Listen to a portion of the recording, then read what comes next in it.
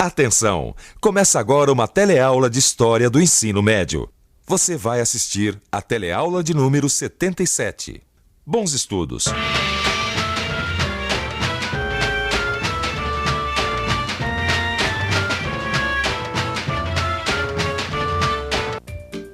Na teleaula 13 de História, você conheceu o passado repleto de riqueza da África, que abrigou em seu território algumas das nações e reinos mais poderosos da antiguidade. E soube que até o período medieval, o continente africano era conhecido como a Terra do Ouro. Hoje, você vai conhecer o destino da África no mundo moderno. Vai saber que durante cerca de 400 anos, o continente africano foi vítima do mais longo processo de imigração forçada da história humana. Cerca de 11 milhões de africanos chegaram como escravos nas Américas.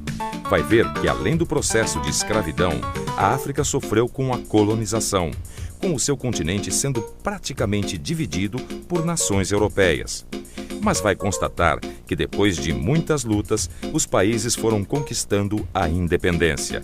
E hoje, a África luta para superar as mazelas causadas por este processo longo e doloroso pelo qual passou.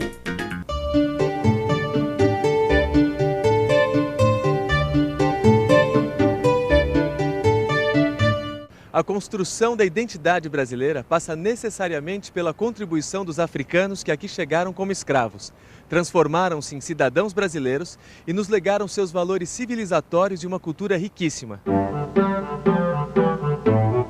Uma boa palavra para sintetizar a África é diversidade.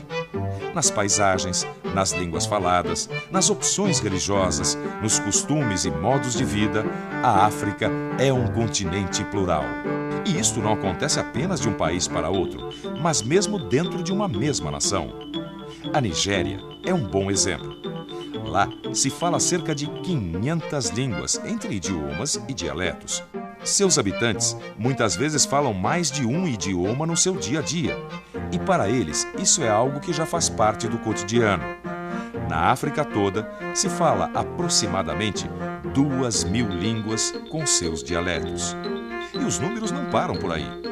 A África é o segundo continente do mundo em população, com mais de 850 milhões de habitantes. A taxa de crescimento é uma das mais altas do planeta, por volta de 3% ao ano. É o terceiro continente do mundo em extensão, com cerca de 30 milhões de quilômetros quadrados, o que corresponde a 20,3% da área total da Terra. São 54 países, sendo que 48 deles ficam no continente e 6 são insulares. Cerca de 75% deste continente se situa nos trópicos. Somente as extremidades norte e sul possuem clima temperado. É o mais quente dos continentes, embora possua regiões com altas montanhas cobertas por neve, como o Monte Kilimanjaro. Sabe o que mais me espanta? É como na antiguidade e até mesmo no período medieval, havia tamanha riqueza na África. O fato é que durante 400 anos esse continente passou por um processo muito cruel. Imagina a quantidade de africanos que foram levados como escravos durante esse tempo todo. É verdade. A história da escravidão deixou uma marca de violência e discriminação difícil de ser apagada. Foram cerca de 11 milhões de africanos que chegaram às Américas no mais longo processo de migração forçada da história da humanidade. Dos séculos XV ao XIX, nas aldeias e cidades da África, os jovens foram retirados à força. Tudo isso feito por atos de guerra e expedições de captura que se utilizavam do medo e da violência. A luta pela sobrevivência aprofundou as desigualdades e estimulou rivalidades. Rivalidades que até hoje afetam aquele continente. João, vem ver isso aqui. Nossa, uma escultura bonita, mas ao mesmo tempo terrível, né? Mostra muito bem o que foi a escravidão. Ela foi feita em 1936 por um escultor chamado Zezé Botelho Egas. O nome dela é... bom, nem precisa dizer, né? Escravo. O comércio atlântico de escravos não conectou apenas o Brasil e a África. Pertencia a uma rede que se estendia pelo Império Português, ou seja, por todas as terras conquistadas por Portugal. Rede que incluía a participação de comerciantes ingleses, holandeses e dinamarqueses, entre outros. Este infame comércio, como ficou conhecido mais tarde, o tráfico de escravos, incluía as distantes cidades costeiras da Índia até Macau, na China. Mas cerca de 4 milhões ou mais foram trazidos para o Brasil. O que significa que por volta de 40% dos africanos escravizados foram trazidos para trabalhar na lavoura com a cana-de-açúcar, o tabaco, o algodão, o cacau, o café. Também trabalharam na extração de ouro e diamantes das minas, para construir igrejas, casas, ferrovias, para abrir e pavimentar ruas, além de ensinar muitas técnicas produtivas e remédios para a população brasileira. Não é à toa que a África foi ficando fragilizada há 4 séculos com o tráfico atlântico. Eu estava lendo que a África perdeu milhares de vidas num momento crucial do seu desenvolvimento. Uma coisa eu não entendo. É verdade mesmo que o tráfico foi feito também por alguns africanos? Estranho, né? Nossa, como é que puderam traficar os próprios irmãos? É que eu acho que muitos daqueles povos não se consideravam irmãos. Inclusive, muitos deles chegaram a guerrear entre si. A ideia do africano como unidade surgiu no século XIX e muito por causa das lutas contra a escravidão. Na teleaula 13, você viu que a identidade das pessoas nas sociedades africanas estava estreitamente ligada às suas comunidades de origem. No Senegal, por exemplo, um Dioula não se via como irmão de um Mandinga, assim como um habitante de Oió, na Nigéria, não se identificava como sendo do mesmo povo de um Haussá. Em Angola, uma pessoa Bakongo e uma Mibundo, apesar de próximos no espaço, possuíam histórias e identidades distintas. Mas não foi só a escravidão que flagelou a África. A gente tem que ver que o fim do tráfico atlântico no século XIX coincidiu com o colonialismo que entrou firme no século XX. Não, é muita coisa para um continente só. Quer dizer, você vai entendendo o porquê de tanto desmando. O fim do tráfico e o avanço europeu sobre a África caminharam juntos. Para os europeus, o interesse era explorar a mão de obra africana na sua própria terra. As consequências desagregadoras do tráfico e do fim do mesmo também facilitaram a entrada europeia e seu estabelecimento no continente. Grande parte do continente foi dominado pelos franceses, pelos ingleses, pelos belgas, pelos italianos, pelos espanhóis e pelos portugueses. E essa divisão territorial imposta pelos invasores prossegue, definindo fronteiras em muitos países, mesmo depois das lutas de libertação que aconteceram durante todo o século XX. Essa divisão arbitrária acabou unindo sob a mesma bandeira povos e etnias muito diferentes, o que dificulta a construção de nacionalidades. Além das disputas internas, as potências ocidentais, lideradas pelos Estados Unidos, e o bloco socialista, liderado pela União Soviética, inseriram a África na lógica da Guerra Fria. Grupos rivais foram armados por um lado e outro, gerando extrema violência, guerras civis intermináveis, insegurança e instabilidade política.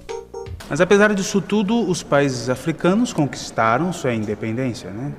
Bem, sim, mas não foi um processo fácil, né? Muito pelo contrário. Houve a necessidade de muitas lutas. E cada país teve um processo diferente, mesmo porque cada país foi colonizado de forma diferente. Sim. Agora, tem uma figura que eu admiro muito e que, para mim, representa toda a luta de libertação da África. Para mim, ele é um verdadeiro herói daquele continente. Eu aposto que você está falando do Nelson Mandela. Exato. Nelson Mandela nasceu em 1918 e, desde jovem, se dedicou à luta contra a discriminação racial e as injustiças contra a população negra da África do Sul. Em 1944, fundou a Liga Jovem do CNA, o Congresso Nacional Africano, e, a partir daí, nunca mais deixou de lutar contra o apartheid. Apartheid, regime político de segregação racial característico do governo da África do Sul no século XX. Estabelecia a separação entre brancos e negros em todos os setores da sociedade. Nelson Mandela, como ativista político, foi sempre um símbolo de resistência, pois mesmo preso durante 28 anos, prosseguiu combatendo da prisão o regime racista de seu país. De 1962 a 1990, Mandela continuou sua luta, escrevendo, comunicando-se com líderes mundiais. Por fim, negociou com o presidente Frederic de Klerk as condições para o fim do apartheid. Todas as leis racistas foram revogadas e os negros passaram a ter os mesmos direitos civis e políticos dos brancos. Mandela acabou sendo eleito o primeiro presidente negro da África do Sul. Além de Mandela, os países africanos possuem vários outros heróis, que podem ser pessoas do povo, artistas, líderes políticos e ativistas da proteção do meio ambiente. Nem todos eles são associados a reis, príncipes ou guerreiros que ganharam batalhas e guerras. Portanto, eles não se encaixam no perfil que os livros de história faziam de grandes heróis. Porém, este é um conceito antigo e que não reconhece os heróis anônimos e desconhecidos. O herói é alguém que se dedica a pensar no seu próximo e é capaz de atitudes generosas. Alguém que pode ter todas as dificuldades e defeitos de um ser humano comum, mas se torna, por suas ações, um estímulo e uma referência para outros. Sabe, João, a África é um continente que se mostra forte o suficiente para superar os desafios. Não, sim. Isso sem falar da cultura de origem africana, né? Tão viva, rica, encanta o mundo todo. A literatura, a dança, a música. Os ritmos da África acabaram influenciando a música do planeta. Existe um pouco de África sempre que se escuta música, seja rock, jazz, funk, blues, samba, maracatu e a ópera. Repare quantos artistas hoje buscam inspiração na África. Definitivamente, o espírito da cultura africana é parte fundamental da música contemporânea no mundo todo. E não é só na música, não. É nas artes em geral. Uma coisa que a gente conhece muito pouco e que eu estou tratando de me atualizar é a literatura africana, que já produziu nomes muito importantes. Alguns deles já receberam o Prêmio Nobel de Literatura e o Prêmio Camões de Literatura em Língua Portuguesa. Claro, é preciso mesmo conhecer melhor essa cultura, que tem tanto a ver com a gente, né? Afinal, na arte está a alma do povo, não é verdade? E se é assim, a alma da África está forte e saudável. E se a alma está viva, é sinal de que tudo pode melhorar. E tudo parece melhorar na África do século XXI. Apesar de todos os seus problemas, o continente africano iniciou o século com uma realidade um pouco mais promissora. Houve uma redução dos conflitos e um grande crescimento econômico em alguns países. Florescem também várias iniciativas, autônomas e coletivas, para a construção da paz e de melhores condições de vida. Projetos de recuperação de ecossistemas e incentivo ao desenvolvimento sustentável e ecologicamente correto começam a surgir na África. Como resposta, a natureza reage e mostra que pode corresponder ao investimento que nela se faz. Todas essas mudanças criaram as condições para que mulheres africanas assumissem postos de liderança no continente.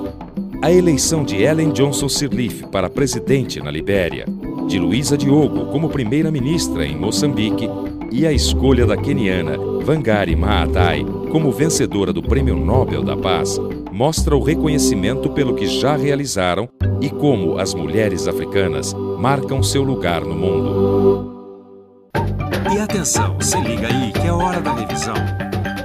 Na teleaula de hoje, você conheceu um pouco mais do continente africano, suas dimensões e aspectos.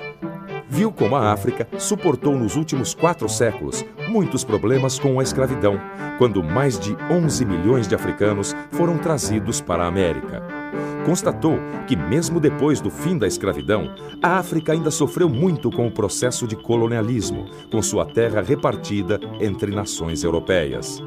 Viu que, apesar de todos esses problemas, os países africanos foram recuperando sua independência. E todas essas lutas podem ser sintetizadas na figura emblemática de Nelson Mandela, que conseguiu derrotar o regime do apartheid na África do Sul. Por fim, soube que a cultura africana, seja nativa, seja a que foi levada pelos escravizados, influenciou as artes no mundo inteiro e que nesta cultura, a alma da África ainda permanece viva e cheia de esperança. E agora vá direto para o seu livro de história. Lá você vai poder aprofundar todos esses assuntos que viu aqui. Bons estudos!